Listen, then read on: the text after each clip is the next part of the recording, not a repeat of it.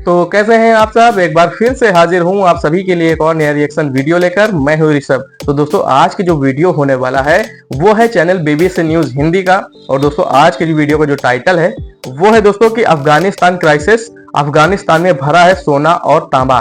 तो दोस्तों जाहिर है ये वीडियो खजाने पर आधारित है कि भाई अफगानिस्तान में बहुत बड़ा खजाना पाया गया है और राज है तालिबान का। तो अब वो जो खजाना है वो क्या तालिबान पा सकेगा। तो चलिए दोस्तों आइए देखते हैं वीडियो कि तालिबान इस खजाने को पाने के लिए क्या क्या चीजें कर रहा है। इसी पर बीबीसी न्यूज ने ये वीडियो बनाई है। तो चलिए आइए दोस्तों देखते हैं। अफगानिस्तान में जमीन के नीचे दबी अथाह संपदा पर दुनिया की नजर है। वहां सोना, तांबा और बहुत कम मिलने वाला लिथियम मौजूद है। एक अनुमान के मुताबिक इनकी कीमत $1 ट्रिलियन से अधिक हो सकती है। लेकिन अब सवाल उठ रहे हैं कि तालिबान के देश पर कब्जे के बाद इस संपदा पर किसका अधिकार होगा। अमेरिका ने जैसे ही अपने 20 साल के अभियान को खत्म कर वापस जाने का फैसला किया, तालिबान ने अपने पैर पसारने शुरू कर दिए। सालों बाद युद्ध के हालात झेल चुके इस देश में सत्ता पर एक बार फिर तालिबान काबिज है। लेकिन क्या यहाँ मौजूद प्राकृतिक संपदा, मानव संसाधन और भौगोलिक स्थिति का फायदा तालिबान उठा पाएगा? सोवियत और अमेरिकी वैज्ञानिकों का दावा है कि अफगानिस्तान की पहाड़ियों और घाटियों में तांबा, बॉक्साइट, लौह अयस्क के साथ साथ सोना और मार्बल जैसे कई कीमती खनिज पदार्थ मौजूद हैं। हालांकि अभी तक अफगानिस्तान इनकी खुदाई करके इन्हें बेच नहीं पाया है। इनसे होने वाली कमाई से लोगों की जिंदगियों में बदलाव आ सकता है। भारत, ब्रिटेन, कनाडा और चीन के निवेशकों ने वहां कई एग्रीमेंट्स पर दस्तखत किए, लेकिन किसी ने भी खनन शुरू नहीं किया। व्यापार के लिए उपयुक्त देशों की रैंकिंग में विश्व बैंक ने अफगानिस्तान को 190 में से 173वें स्थान पर रखा है। ट्रांसपेरेंसी इंटरनेशनल की भ्रष्ट देशों की रैंकिंग में ये 180 में से 165वें नंबर पर है। इस बात की जानकारी लंबे समय से मौजूद है कि खनन करने के लिए उपयुक्त जगहें कौन सी हैं। 1960 के दशक में ये जानकारियां सोवियत संघ के भूवैज्ञानिकों ने जमा की थीं। लेकिन इसके बाद की आधी सदी में कभी अफगान सोवियत की सेना से लड़ते रहे तो कभी खुद से, और उसके बाद अमेरिका और उसके सहयोगियों ने दखल दिया। मैप और फाइलों पर धूल जमा होती रही, ना खनन शुरू हो सका, ना ही फैक्ट्रियां बन सकीं।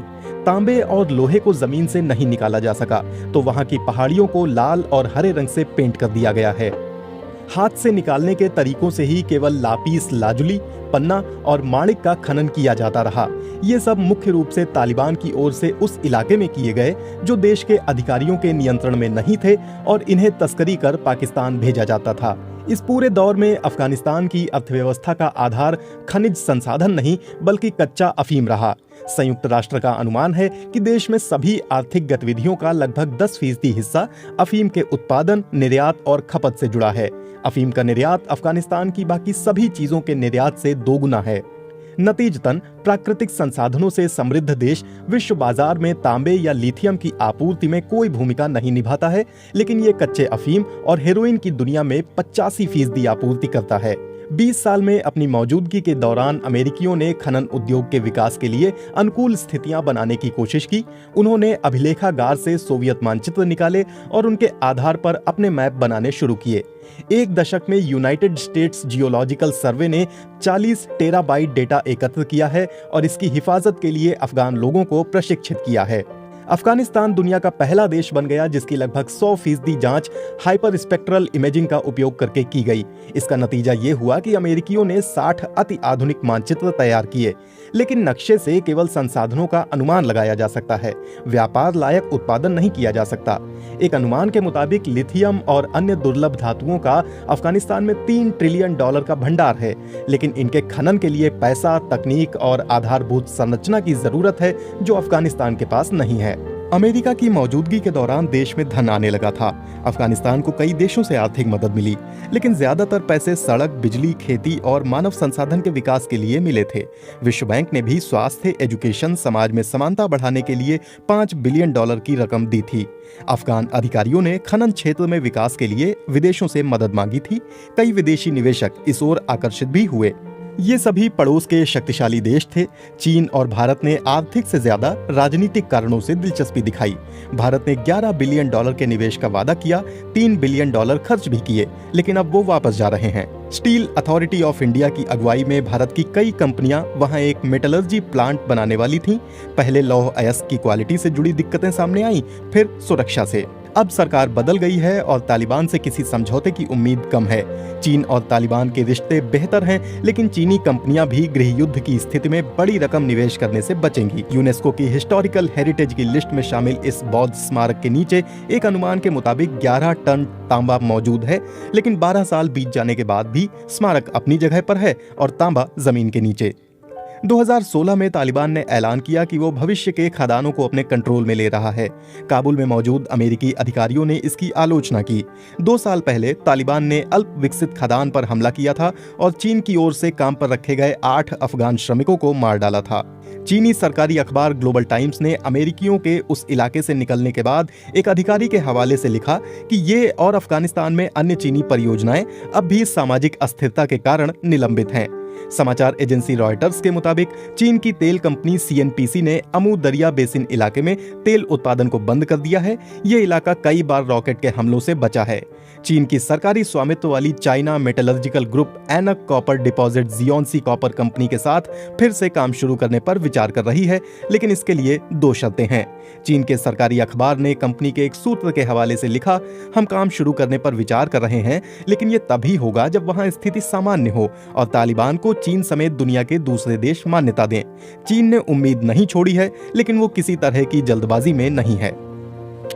तो दोस्तों ये रही वीडियो और आप लोगों ने देखा है कि भाई अफगानिस्तान में जो एक तरीके से ऐसी चीजों को जो धरती में मिलती हैं, प्रकृति द्वारा पाई जाती हैं, चाहे वो पेट्रोलियम हुआ, चाहे वो सोना हुआ, चांदी हुआ, तांबा हुआ, किसी भी धातु जो भी कीमती धातुएं हैं वो प्रकृति द्वारा जो फ्री में उस देश की जमीन के नीचे पाई जाती है, तो ये किसी वरदान से कम नहीं है। और हाल ही में अमेरिका द्वारा रिसर्च करके ये बताया गया है, ऑल ओवर मीडिया को, मतलब एक तरीके से पूरे वर्ल्ड को बताया गया है कि भाई अफगानिस्तान में इस जगह पर इसके नीचे इतना ढेर सारा तांबा और सोना मौजूद हो सकता है। और अगर अमेरिका ये चीजें कह रहा है तो जाहिर है कोई प्रूफ होगा, कोई पुख्ता सबूत होंगे उसके बाद तभी इस तरीके वो बातें कह रहा है। तो इसी पर ये वीडियो थी और देखा आप लोगों ने वीडियो। तो दोस्तों मेरी नजरिए से यह है कि अगर प्रकृति द्वारा किसी देश के जमीन के नीचे अगर ऐसी अमूल्य, जिनका कोई मूल्य नहीं है, ऐसी चीजें पाई जा रही हैं जो उन्हें बिना मेहनत किए हुए मिल सकती हैं, तो ऐसे देश बहुत जल्दी तरक्की कर सकते हैं और करते हैं। और दुनिया में उनका एक अलग ही अमीर, कहने का मतलब अमीर स्टेटस नजर आता है। जैसा कि आप लोगों ने सऊदीया में देखा होगा कि जब पहले वहां के क्या हालात थे और आज देख लिए कि सऊदीया आज कहां से कहां पहुंच चुका है। दुबई जैसे बड़े बड़े लग्जरियस शहर जो दुनिया में नंबर 1 पर हैं अपनी लग्जरियस के मामले में, तो ये सब कहाँ से चीज़ें मिली हैं तो आपको अच्छे से पता है, पूरी दुनिया को पता है कि सऊदीया में भाई बहुत बड़े तेल के भंडार, पेट्रोलियम के भंडार समुद्र तल के नीचे पाए गए थे। ये भी अमेरिका ने ही बताया था खोज करके, उनके वैज्ञानिकों ने ही बताए थे। तो काफ़ी डेवलपमेंट करते हैं ऐसी कंट्री, बहुत तेजी से डेवलपमेंट करती हैं। उन्हें ज़्यादा किसी पर डिपेंड होने की जरूरत नहीं है, किसी दूसरे मुल्क पर डिपेंड होने की जरूरत नहीं पड़ती है। तो ये बहुत बड़ी बात है कि अफगानिस्तान के अंदर ऐसी चीज़ें पाई हैं। और अफगानिस्तान के आज हालात आप लोग देख सकते हैं कि वहाँ के लोग कितने परेशान हैं, भुखमरी है, बेरोजगारी है और किस तरीके से वहाँ आतंकवादी घटनाएं होती हैं, आतंकवादी हमले होते हैं। तो ऐसे देश में अगर ऐसी चीज़ें मिलती हैं तो उस देश का आगे फ्यूचर बहुत अच्छा होने वाला है अगर वो सारी चीज़ें निकाली जाती हैं तो। और मुझे नहीं लगता कि अफगानिस्तान के अंदर ऐसी कोई मशीनरी होगी या इतना पैसा होगा कि भाई खुदाई करके ऐसी चीज़ निकाली जाए। बिना किसी दूसरे मुल्क के मदद से ये संभव नहीं है। जैसा कि वीडियो में बताया गया था कि भारत और चीन जैसे बड़े देशों ने इस चीज़ के लिए पाकिस्तान के हेल्प करने की कोशिश की, लेकिन वो भी सफल नहीं रही।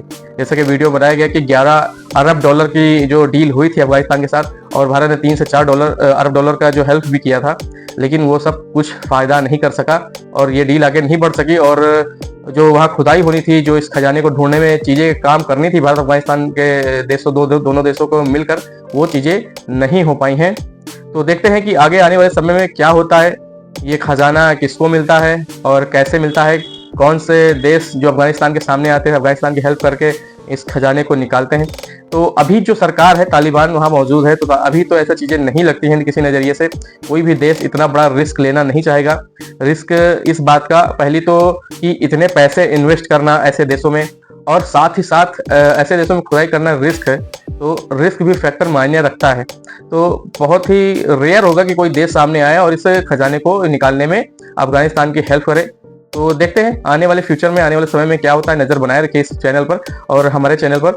तो देखते हैं दोस्तों, मिलते हैं नए रिएक्शन वीडियो में। तब तक के लिए आप मुझे दीजिए इजाजत। मैं हूं आपका दोस्त ऋषभ। नमस्कार, जय हिंद।